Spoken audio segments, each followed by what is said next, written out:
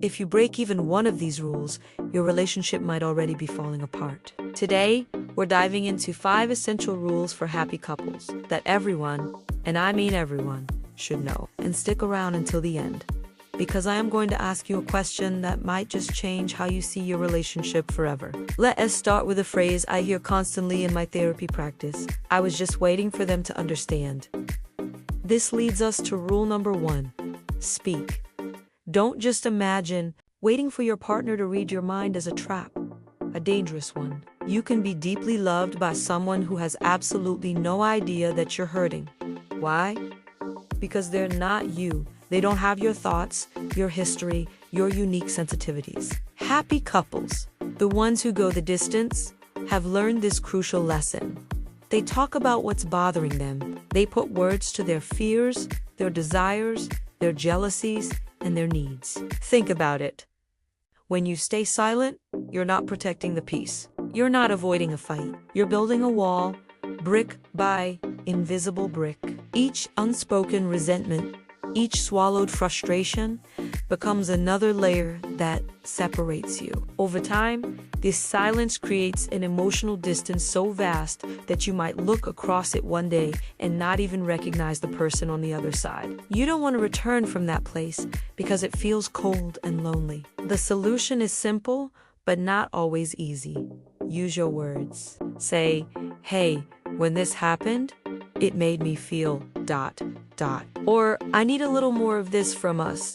It's not about blame, it's about connection. Communication is the bridge that keeps you on the same side, and without it, you're just two strangers living parallel lives. Now, let's talk about fighting, because all couples fight. Conflict is normal. It's human, but rule number 2 is a game changer. You are not enemies, even in a fight. The real sign of a problem isn't that you argue. It's how you argue. Ask yourself, when you're in a disagreement, what is your goal? Is it to win, to prove you're right, to get a zinger in, humiliate them, or put them in their place? If that's your strategy, you're not solving the problem. You're actively destroying your connection. You're treating your partner like an opponent to be defeated, not a teammate to collaborate with. Psychologically mature couples approach conflict differently. Their focus isn't on ego. It's on the relationship itself. They choose intimacy over victory. They understand that the goal isn't to be the winner of the argument, but to find a solution that works for us. This means listening, trying to understand the other's perspective even if you don't agree with it, and remembering that you're on the same team.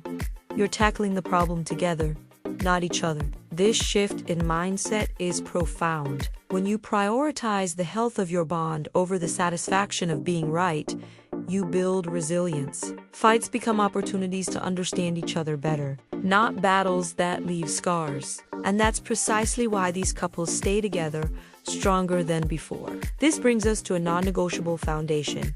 Rule number 3. Respect is not a bonus, it's the bare minimum. I want you to really hear this. Love without respect always ends in pain. Always. There are no exceptions.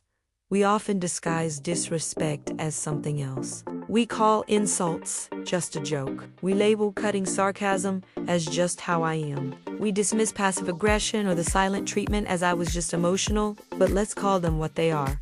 Forms of psychological abuse. They are subtle poisons that erode a person's self-worth and the safety of the relationship. And the most dangerous part, you get used to it. The first time it happens, it's a shock.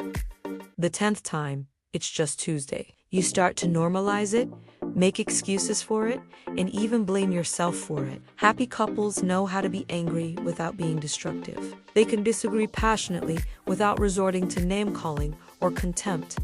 They understand that respect is the container that holds a relationship together, especially during tough times. The moment respect disappears, love can't survive. The relationship stops being a partnership and becomes a struggle for survival, and no one can thrive in that environment. If you don't feel respected, you don't feel safe. And if you don't feel safe, you can't feel loved. Next up, rule number 4. Gratitude is the language of emotional security. Think about any area of your life. When you feel unappreciated, what happens? You stop trying. Maybe not all at once.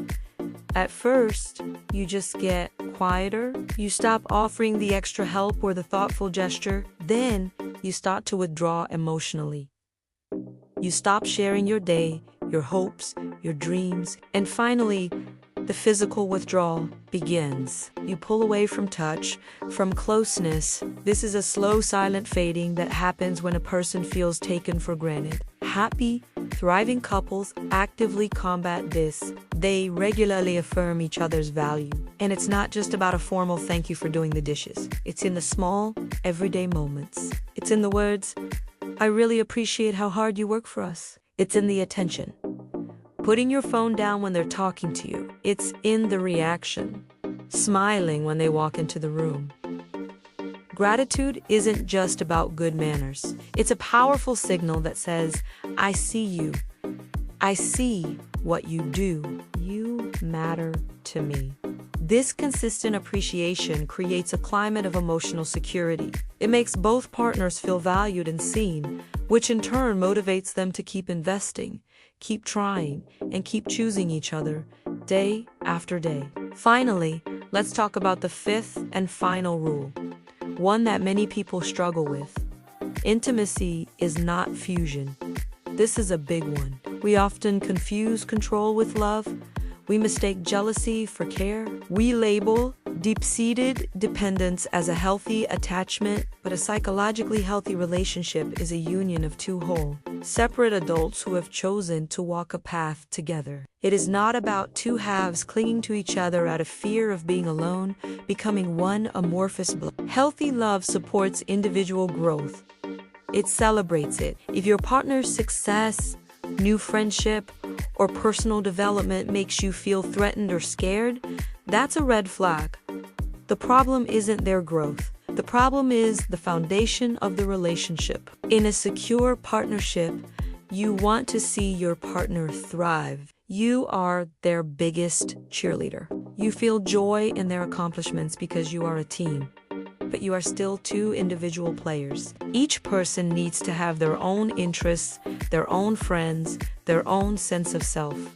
This space doesn't create distance. It makes the time you spend together more meaningful. It allows you to bring new energy and experiences back into the relationship. True intimacy is about being close without losing yourself. So, we've covered the 5 rules. Speak, don't, imagine. You're not enemies. Respect is the minimum. Gratitude is security. And intimacy is not fusion. Now, for that question I promised you, I want you to think back through these 5 rules. Which one made you feel the most uncomfortable? Which one sparked a little irritation or defensiveness in you? Go ahead and write the number of that rule down, or just hold it in your mind. Now, with that number in your head, I want you to honestly ask yourself a follow-up question. Are you actively ignoring this rule in your life, or are you actively working on it? Your answer to that question says everything. There's no shame in struggling with one of these. We all do. The difference between a relationship that survives and one that thrives is the willingness to see the problem and do the work. Thank you so much for joining me today for this deep dive. If this resonated with you, please hit that like button and subscribe for more content on building healthier, happier relationships. Let me know in the comments which rule you're going to focus on this week. I read them all. Take care and keep building those bridges.